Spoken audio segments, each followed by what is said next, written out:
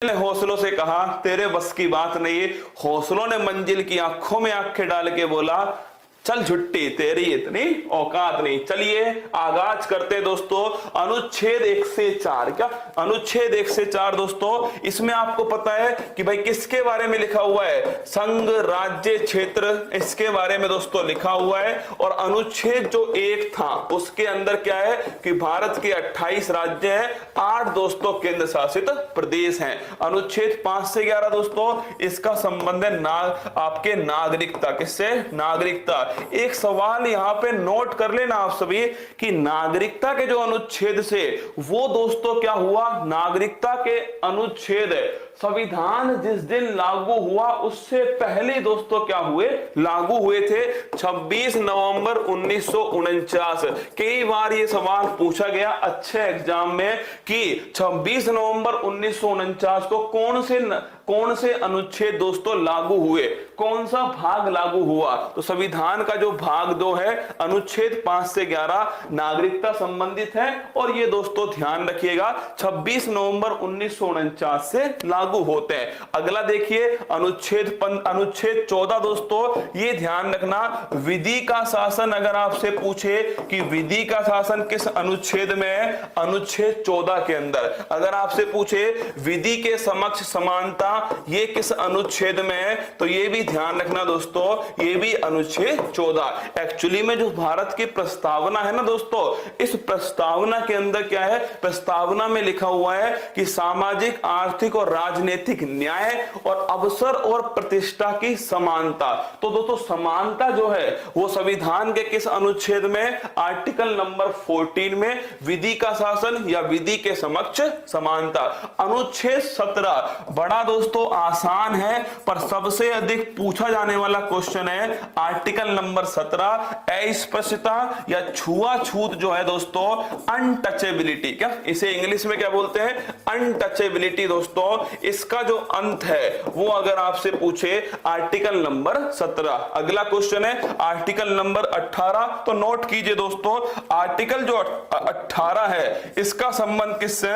उपाधियों के अंत से। किससे? उपाधियों का जो अंत है ये आर्टिकल नंबर 18 है। लेकिन सेना और दोस्तों विद्या जो है ये इसका अपवाद है। क्या सेना और विद्या इसका अपवाद है? आर्टिकल 18 उपाधियों का अंत। अगला क्वेश्चन अनुच्छेद 19 वन एक विचार और अभिव्यक्ति जो है इसकी जो स्वतंत्रता है ये दोस्तों कौन सा आर्टिकल है? ये आर्टिकल है 19 वन 1। ये बड़ा इंपॉर्टेंट क्वेश्चन है, आपसे पूछेगा राइट टू एक्सप्रेशन किस आर्टिकल के अंदर है? आर्टिकल 19 वन 1 के अंदर। अगला क्वेश्चन है आर्टिकल 21 प्राण और दैहिक स्वतंत्रता का जो अधिकार है दोस्तों ये लिखिएगा, ये आर्टिकल 21 है। और सबसे बड़ा आर्टिकल भी कौन सा है? Article 21 basic structure of constitution संविधान का। उसके तहत सुप्रीम कोर्ट ने सबसे अधिक दोस्तों किस अनुच्छेद में चेंज किया?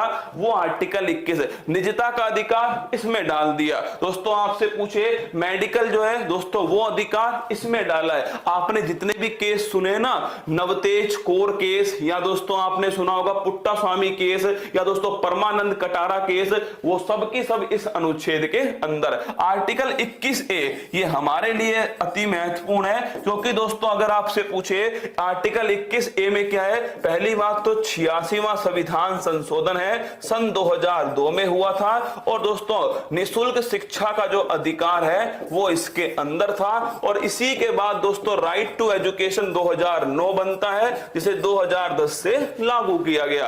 अनुच्छेद 25 लिखना व्यक्तिगत धार्मिक स्वतंत्रता का जो अधिकार है वो दोस्तों कौन सा है? अनुच्छेद 25 है। तो व्यक्तिगत धार्मिक स्वतंत्रता का जो अधिकार है मतलब कोई व्यक्ति किसी भी धर्म को मानता है नहीं मानता है ये दोस्तों उसके ऊपर डिपेंड करता है। इसके बाद है अनुच्छेद 32 सबसे महत्वपूर्ण मौलिक अधिकारों का अगर हनन होता है, अगर उनका दोस्तों एबोलिशन होता है तो आप कहां जा सकते हो? सुप्रीम कोर्ट में। इसीलिए इसे कहते हैं संवैधानिक उप उपचारों का अधिकार, क्या संवैधानिक उपचारों का अधिकार। और दोस्तों बाबा साहब जो अंबेडकर जी थे उन्होंने संविधान की आत्मा इसी अनुच्छेद को कहा था।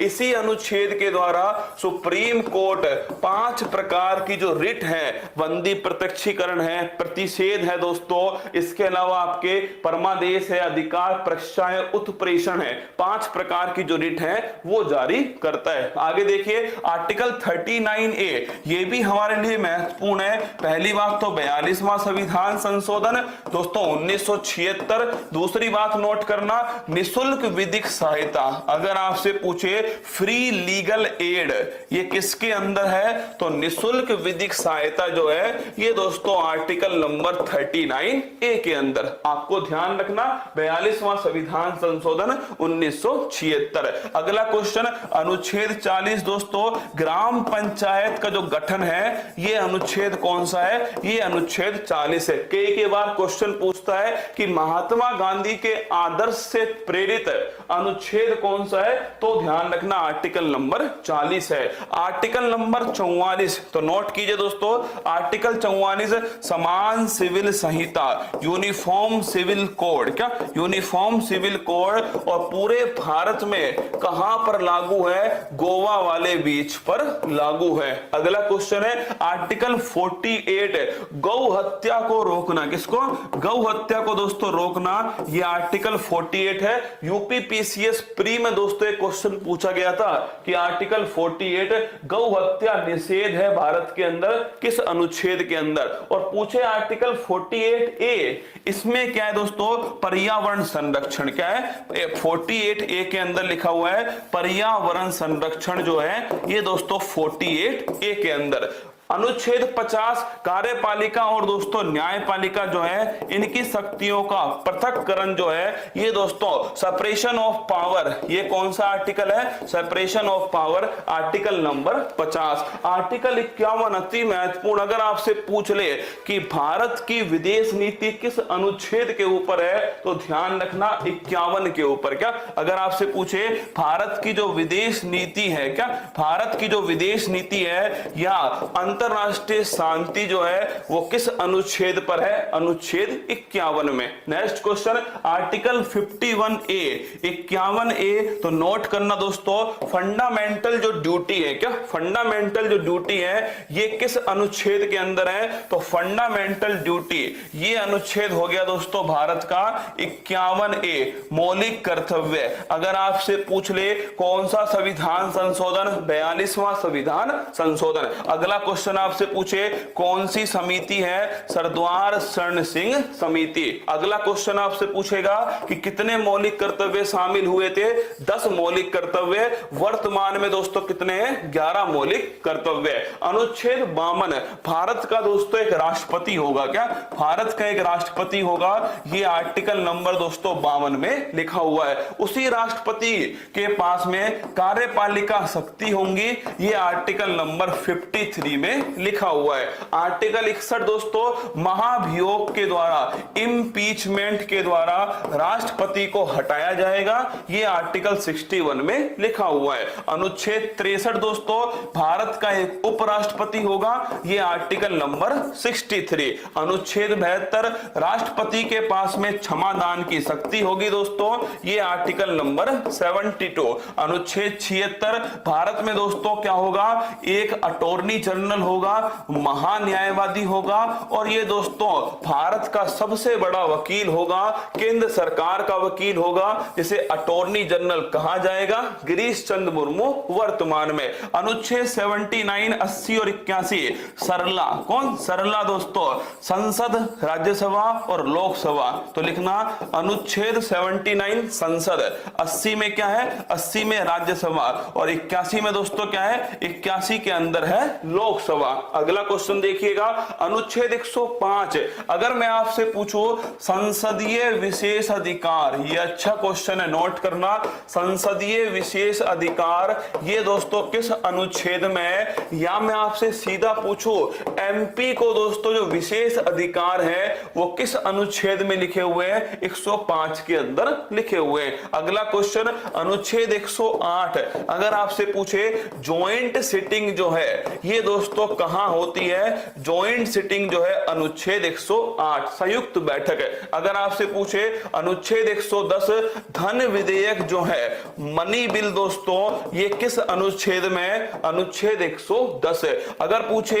Annual financial statement, annual financial statement जो है ये वर्ड जिसे आप दोस्तों लेमन लैंग्वेज में बजट कहते हो ये किस अनुच्छेद के अंदर है, ये अनुच्छेद है 112 में। अगला क्वेश्चन 123 है, तो राष्ट्रपति का जो महाभियोग, राष्ट्रपति का जो अध्यादेश है, ऑर्डिनेंस की जो शक्ति है ये आर्टिकल 123 में। अगर आपसे पूछे 124 है, सुप्रीम कोर्ट दोस्तों इसकी नियुक्ति इसके दोस्तों जो न्यायाधीश है उनकी नियुक्ति कौन करेगा, हटाया कैसे जाएगा, उनकी योग्यताएं क्या होंगी, सारी बातें कहां पर, 124 के अंदर। अनुच्छेद 129 है, 124 सुप्रीम कोर्ट है, 129 लिखना, supreme court is a record court दोस्तों, अभिलेख न्यायालय। क्या सुप्रीम कोर्ट एक अभिलेख न्यायालय है, अनुच्छेद 129 है। वर्तमान अटॉर्नी जनरल के वेणुगोपाल है, बिल्कुल ठीक बात है, के वेणुगोपाल ही है। क्या हो गया इसमें, ये हाँ एक महान्यायवादी के वेणुगोपाल ही एकदम है ना, के वेणुगोपाल ये, ठीक है, भारत के वर्तमान अटॉर्नी जनरल के वेणुगोपाल। आर्टिकल नंबर 148 है, अगर आपसे पूछे दोस्तों कंप्ट्रोलर एंड ऑडिटर जनरल, ध्यान रखना कंट्रोलर नहीं है, कंप्ट्रोलर। क्या है, कंप्ट्रोलर दोस्तों, भारत का जो सीएजी है comptroller and auditor general, article number 148, और ये वर्तमान में कौन है, गिरीश चंद्र मुर्मू है। अगला क्वेश्चन देखिएगा, आर्टिकल 153, तो लिखना दोस्तों राज्यपाल से संबंधित अनुच्छेद कौन सा है, 153। अगर पूछे आपसे कि दोस्तों आर्टिकल 161 राज्यपाल की क्षमादान की जो शक्ति है ये आर्टिकल 161 में। आर्टिकल 165 राज्य में दोस्तों क्या होगा, राज्य में होगा एडवोकेट जनरल। क्या होगा, एडवोकेट जनरल होगा, जो सबसे बड़ा वकील होगा राज्य का, 165 में। अगर पूछे 168 में विधान मंडल जो है दोस्तों ये किस अनुच्छेद के अंदर है, 168 के अंदर।